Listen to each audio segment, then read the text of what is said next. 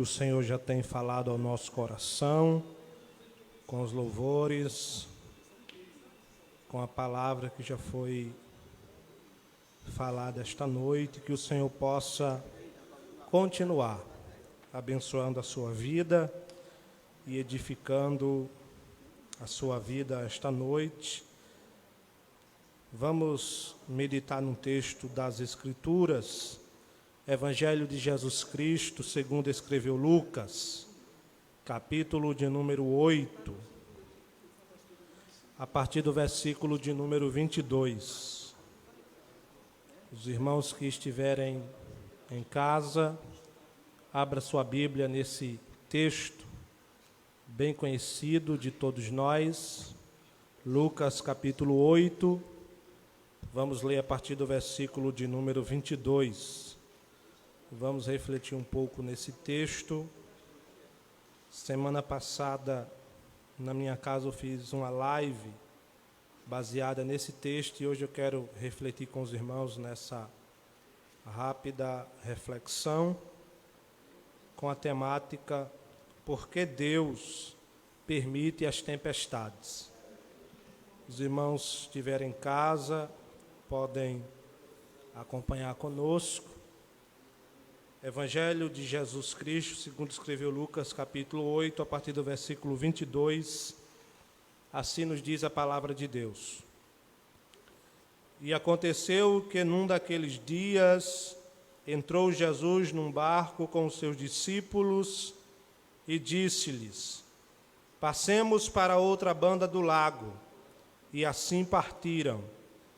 E navegando eles, Jesus adormeceu. E sobreveio uma tempestade de vento no lago, e o barco enchia-se de água, estando eles em perigo.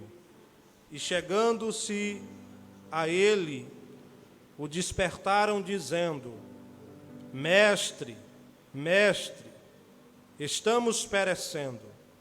E Jesus, levantando-se, repreendeu o vento e a fúria da água, e cessaram, e fez-se bonança.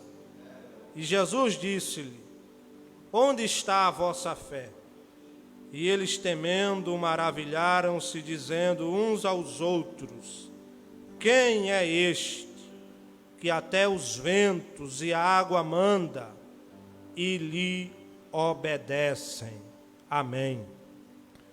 Meus irmãos, esse texto que nós lemos esta noite, no Evangelho de Jesus Cristo, segundo escreveu Lucas, capítulo 8, a partir do versículo de número 22, é um texto clássico das Escrituras, muito pregado em nosso meio.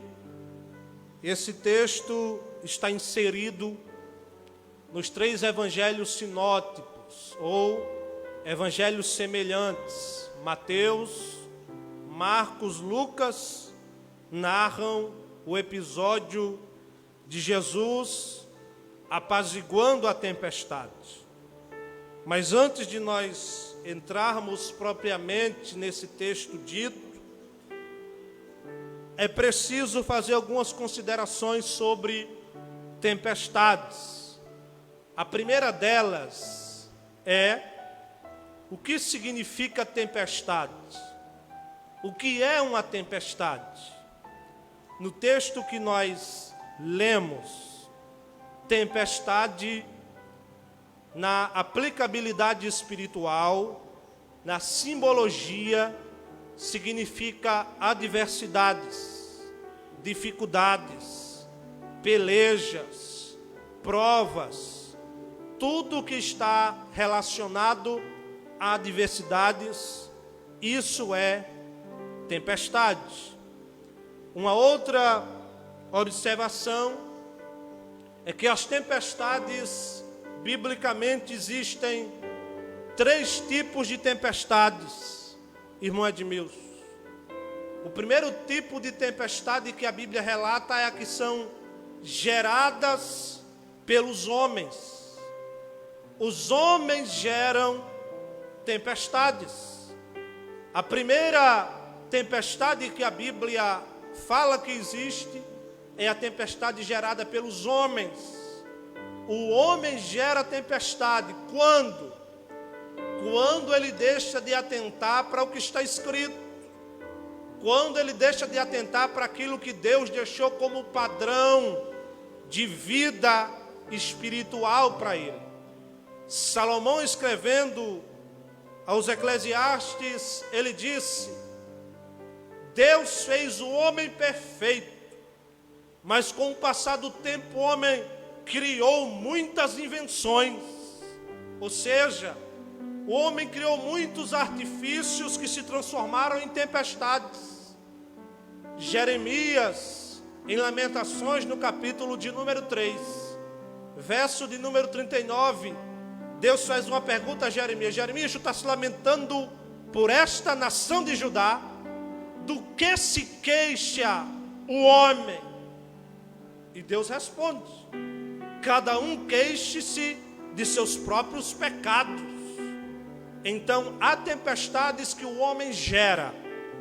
Segundo tipo de tempestade que a Bíblia fala é a tempestades que são geradas pelo diabo. Assim como o homem tem a capacidade de gerar tempestades, o diabo, nosso adversário, também gera tempestade em nossa vida. Em que momento ele gera tempestade? A Bíblia diz que ele anda ao nosso derredor, bramando como leão, buscando a quem possa tragar. A tempestade acontece na nossa vida quando o espaço onde ele está indo ao nosso derredor é preenchido por ele. Ele vai ganhando espaço ao nosso derredor, ao nosso redor. Ali ele começa a gerar tempestades em minha vida, pelo motivo que eu não atentei para os princípios ensinados por Jesus. Aqui o diabo tem liberdade de promover tempestades em nossa vida. Certa vez Jesus disse: Simão, o diabo pediu para cirandar com a tua alma, mas eu não deixei. Esse tipo de tempestade, quando o diabo vem em nossas vidas, é quando Deus permite. Eu estou falando da pessoa do crente. Quando a tempestade permitida por Deus, o diabo vem causá-la na vida do crente, é porque Deus permitiu. Assim foi na vida de Jó e vários outros, ok?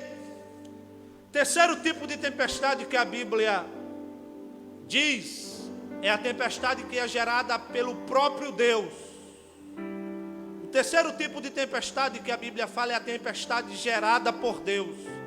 Irmão Isaac, você está dizendo que Deus gera a tempestade? Estou. Deus gera a tempestade para nossas vidas, com alguns propósitos. A tempestade gerada pelo homem, a tempestade gerada pelo diabo, as tempestades geradas por Deus têm um fato importantíssimo. Todas elas são permitidas por Deus quando acontece. Esse é o primeiro ponto. Todas as três tempestades, quando vêm, é porque Deus permitiu. E um outro fato: se Deus permitiu, Deus está no controle. Ok?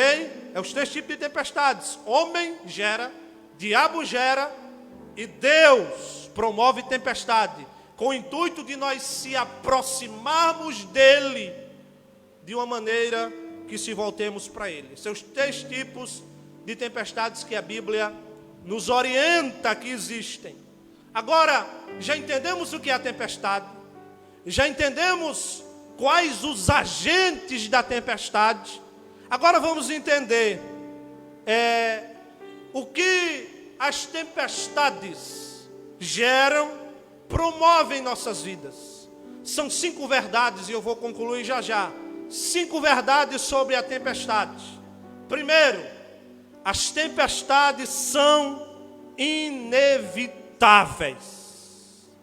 Eu quero dizer para os irmãos que estão no templo e para os irmãos que nos acompanham que as tempestades são inevitáveis. Ninguém escapa de tempestade. Ninguém corre, pode se esconder de tempestade. elas são inevitáveis. É algo que, por mais que você se esconda em caverna, debaixo da terra, voando nos mares, todos estão sujeitos às tempestades. São inevitáveis. E um ponto importante é que essas tempestades, elas não vêm apenas sobre os ímpios, sobre os incrédulos, sobre aqueles que não conhecem a Deus. As tempestades, Henrique, são para todos que estão nesse plano. Claudionor de Andrade, teólogo pentecostal bem conhecido brasileiro, ele disse que a vida cristã é como um barco, como uma embarcação. Ela está navegando sobre o mar bravio do mundo. E o mar está agitado, e as embarcações que sobreviverem ao naufrágio entrarão no reino de Deus. As tempestades, elas vêm sobre o rico, sobre o pobre, sobre o preto, sobre o branco, sobre os grandes homens, sobre os pequenos homens, é para todos, são inevitáveis.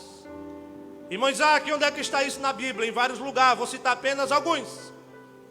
Eclesiastes capítulo 9, versículo 2, Salomão diz: tudo sucede igualmente a todos, ao justo e ao ímpio, ao crente e ao descrente, todos estão sujeitos às tempestades existentes nessa vida. A Bíblia diz que Jesus, em João capítulo 16, versículo 33, Jesus, tendo dito isso, Jesus disse: para que em mim tenhas paz, no mundo tereis aflições, mas tende bom ânimo, eu venci o mundo. Jesus, quando fala ali de aflição, Jesus está dizendo: no mundo vocês vão ter tempestades. Ou seja, as tempestades são inevitáveis. Elas vêm para todas as classes enquanto estivermos na terra. Segunda verdade das tempestades, além de elas serem inevitáveis, número 2, elas são imprevisíveis. O que é imprevisibilidade, irmão Isaac? Imprevisibilidade é algo que você não está esperando. É algo que lhe pega de surpresa. Ora, essa tempestade que veio sobre o mundo, do vírus, da pandemia, quem pode dizer que estava esperando? Quem foi que veio profetizando, dizendo: vem uma pandemia aí, se preparem? Ninguém, irmãos, amanhece de manhã e olha para o céu e diz: hoje vem tempestade. Ninguém vive esperando tempestades. Por isso que elas são imprevisíveis. Por exemplo, o que é uma tempestade imprevisível? Um exemplo, eu sei que muitos empregos estão parados, mas, por exemplo, amanhã está tudo bem, eu estou sendo exemplar no meu trabalho, fazendo tudo ok. Eu chego na empresa e quando eu chego lá eu recebo a notícia que você é dispensado. Isso é uma tempestade imprevisível. Você não esperava. Você estava fazendo tudo certo e alguém lhe colocou para fora. Outra tempestade imprevisível, você está bem de saúde, caminhando, tudo bem. De uma hora para outra você sente uma dor, vai fazer os exames e o médico diz: olha, o teu diagnóstico daqui a tantos dias tu vai morrer, porque tu está com uma doença que já alcançou o teu corpo todinho. Isso é uma tempestade imprevisível. Outra tempestade imprevisível, Isaac, está todo mundo bem na família, todo mundo feliz, contente, alegre. Mas quando você menos espera, o seu telefone toca. E alguém de outro lugar liga e diz: eu estou ligando para comunicar que um parente seu faleceu. Isso é tempestade imprevisível. Isso ninguém espera. Ou seja, as tempestades são imprevisíveis. Tanto é que no texto que lemos, quando Jesus adormece, a tempestade veio sobre a embarcação até entrar água no barco. Mas o barco que Jesus está não afunda. Pode entrar água, irmão. Enquanto Jesus estiver no barco, vai entrar água, mas o barco não vai naufragar. A água entra, os discípulos olham a tempestade. Ora, os discípulos, 80% deles eram pescadores. Pescadores entendem quando o mar está bravio, quando o mar está para peixe, quando o barco está pesado. E eles olham a situação e detectam: é imprevisível. Vamos acordar o mestre. Eu quero dizer para você que me ouve esta noite: se a tempestade imprevisível alcançou a sua vida, fique tranquilo. Jesus está na polpa do seu barco, aguardando que você chame por Ele. Terceira verdade das tempestades: além de elas serem inevitáveis, imprevisíveis, a terceira verdade é que elas são inadministráveis. Oi, irmão Isaac, que palavra, inadministráveis. O que é isso? É o contrário de administrar. É aquilo que não se administra. É aquilo que fugiu do nosso controle. É aquilo que fugiu do nosso comando.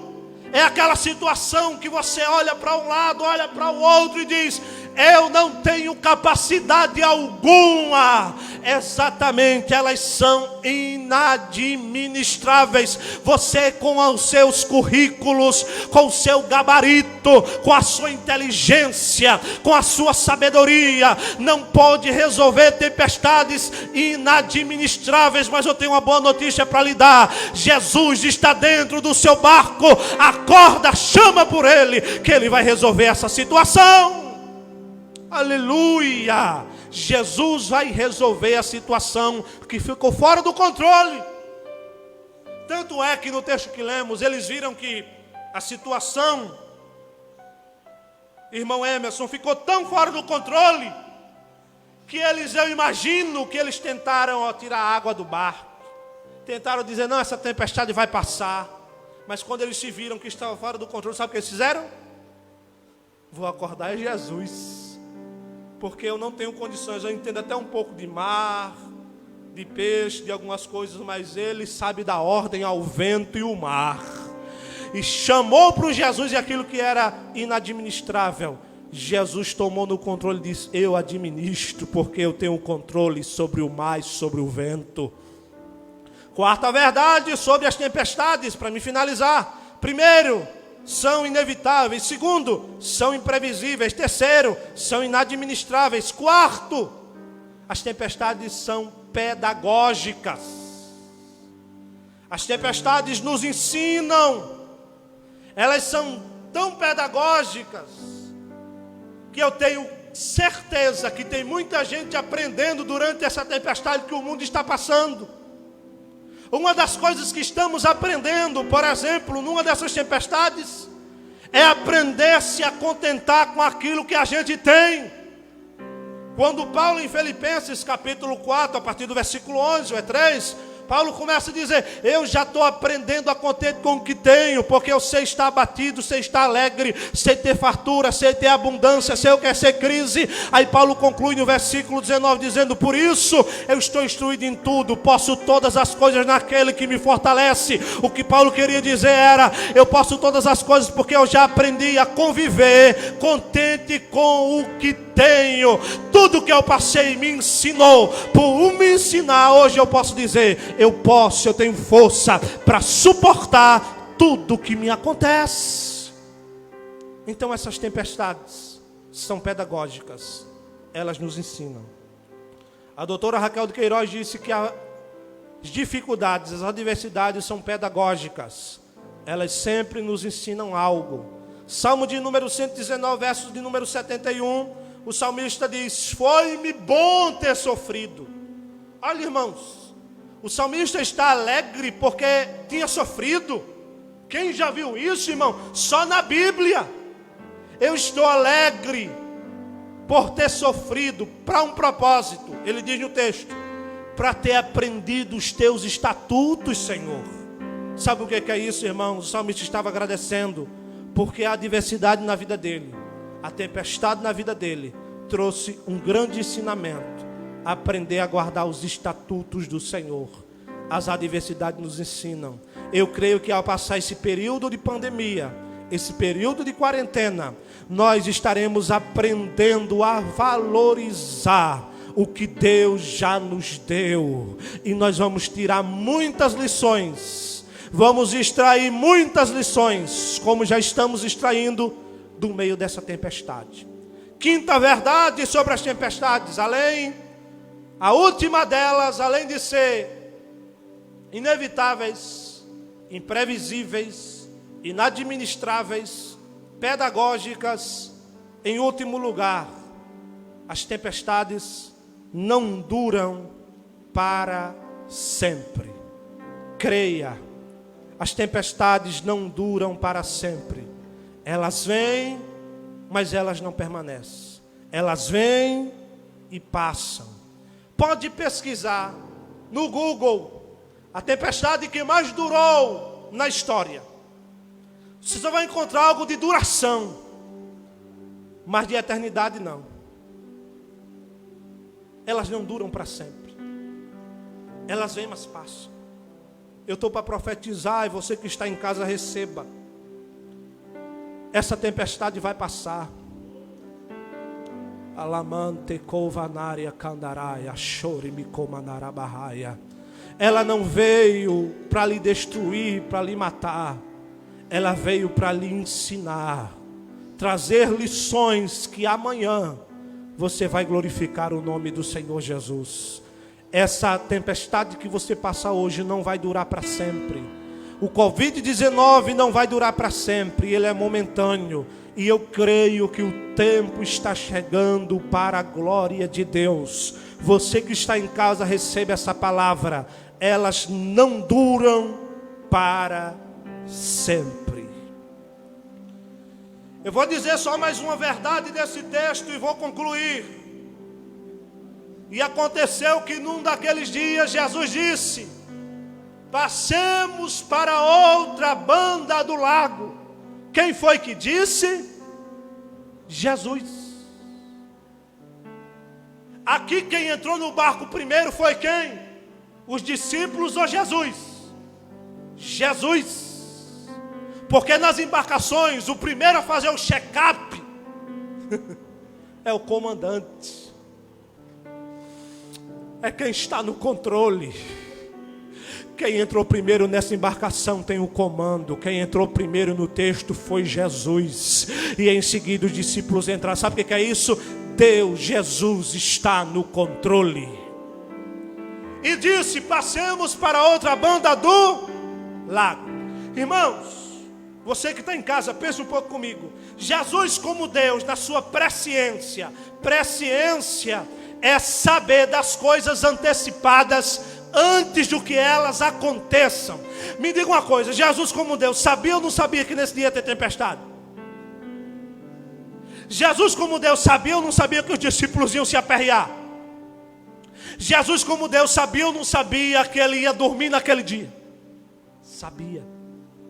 Aí Jesus disse: passemos para outra banda do lago. Sabe o que é isso? Aquele que deu a palavra, ela não vai voltar vazia. Isaías 55. Ela não voltará vazia. O que você quer dizer, irmãos? Eu quero dizer para você que aconteça o que aconteça, no meio deste mar, Jesus já deu a palavra, Jesus já determinou, Jesus já deu o comando. Passemos para outra banda do lago. Nós vamos atravessar esse mar bravio, porque Jesus já deu a palavra e ela não volta vazia. Mais uma. Passemos para outra banda do lago. E navegando eles, Jesus adormeceu. Jesus, quando adormece, propositalmente, como eu já falei da tempestade que é gerada por Deus, propositalmente veio tempestade. Jesus já sabia: vou dormir proposital para me ver qual vai ser as ações dos discípulos. Jesus foi dormir e veio a tempestade, o vento, e a Bíblia diz: estando eles em perigo. Eita, irmão Isaac. Então você está dizendo que é Jesus que nos leva para o perigo? É exatamente isso. É exatamente isso. É Deus. É Jesus aqui. está falando da vontade permissiva de Jesus. Ele permitiu, levando os discípulos para os perigos. Tem momentos que é Jesus que permite o perigo na nossa vida. Irmão Isaac, isso é incompreensível para a minha cabeça, porque eu sou novo na fé, é bom mesmo aprender de novo. Eu quero que você entenda que eu vou comprovar já na Bíblia, que é Jesus que nos leva para o perigo. Vamos lá, Bíblia. Quem levou Noé para o dilúvio? Deus. Mas Deus livrou Noé e sua família. Quem disse para Abraão sacrificar Isaac no Monte Moriá, o seu único filho? Deus. Mas Deus proveu o cordeiro para o sacrifício no Moriá. Quem permitiu o cativeiro de 450 anos? Deus. Depois desse período de 450 anos, Deus também libertou com mão forte. Quem permitiu o deserto de 40 anos? Deus.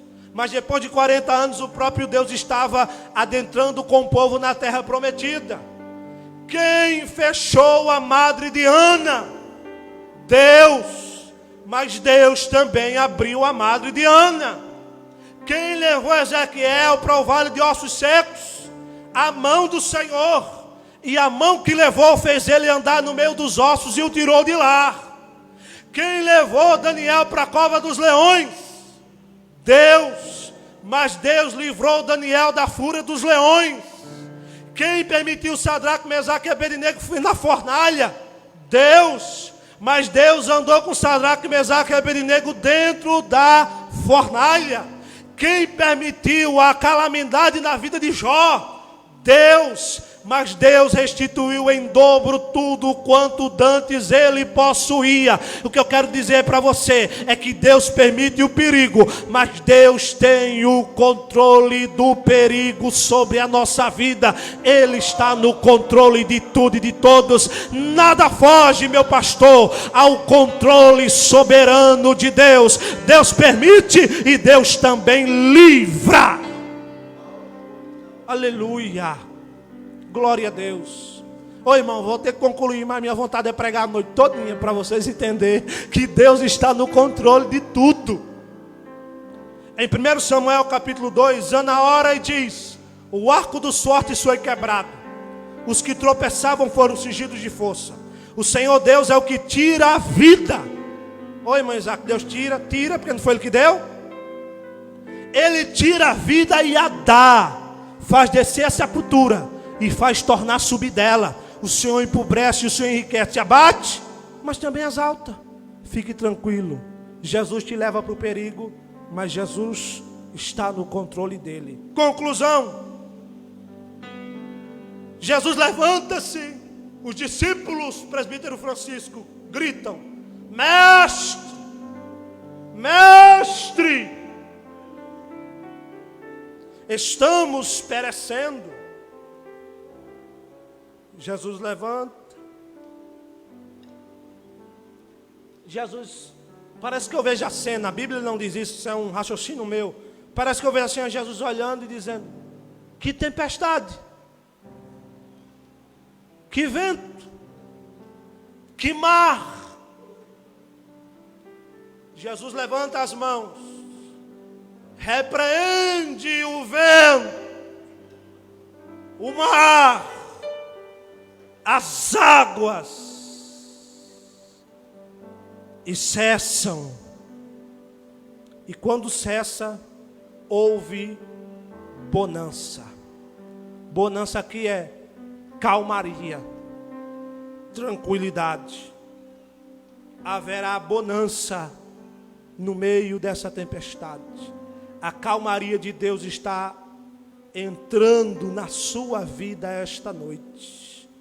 E quando a calmaria acontece, Jesus pergunta aos discípulos, está perguntando para nós nesta noite, sabe como, Emerson? Pergunta dele para a igreja no mundo: onde está a vossa fé? Agora eu concluo, porque senão eu vou falar mais meia hora só nessa pergunta. Onde está a vossa fé? Essa é a pergunta de Jesus para a igreja no mundo. Onde está a vossa fé? E eles, temendo, maravilharam-se, dizendo uns aos outros: que homem é esse, que até o vento e as águas mandam, e elas obedecem. Vamos orar esta noite, concluindo. Os irmãos que estiverem presentes, vamos ficar de pé, vamos fazer uma oração, e em seguida a banda vai cantar mais um louvor e a gente conclui, em nome de Jesus. Que homem é este? Que homem é este? Você que me ouve, essa é a pergunta esta noite. Que homem é esse? Eu quero dizer para você, onde esse culto online estiver chegando, eu vou responder quem ele é. Ele é Jesus. Ele é o autor da fé. Ele é o caminho, a verdade e a vida. Ele é a porta da salvação. Ele é a raiz de Jessé. Ele é o nosso escudo. Ele é o nosso socorro bem presente na angústia. Ele é o Deus dos deuses. Ele é a água que jorra para a vida eterna. Ele é o pão da vida que desceu do céu para alimentar a nossa fome. Ele é a água que jorra para a vida eterna. Ele é o leão da tribo de Judá. Ele é rei dos reis. Ele é senhor dos senhores. É Ele que comanda as forças da natureza. Pai, nós nesta noite te louvamos, te engrandecemos. Bendito seja o teu nome, e o teu reino jamais tenha fim. Esta noite eu te apresento, meu Pai, o mundo, as nações em tuas mãos. Abençoa, meu Pai, dá sabedoria às lideranças mundiais. Coloca por terra toda a artimanha do inimigo. Venha, meu Pai, controlar em nossas vidas as tempestades geradas pelo homem, as tempestades geradas pelo diabo, as tempestades que o Senhor permitiu para nos aproximar de Ti. Venha com bonança agora, Senhor. Venha com calmaria agora, Senhor. Venha, meu Deus querido, com calmaria neste lar, nesta família. Venha com calmaria, meu Pai querido, nesta família que perdeu um ente querido. Venha, meu Pai, com calmaria na vida desta família que foi detectado, meu Pai querido, que está com os sintomas desse vírus. Chega com calmaria agora, Jesus. Receba o abraço do Espírito Santo aonde você estiver. Que a letra no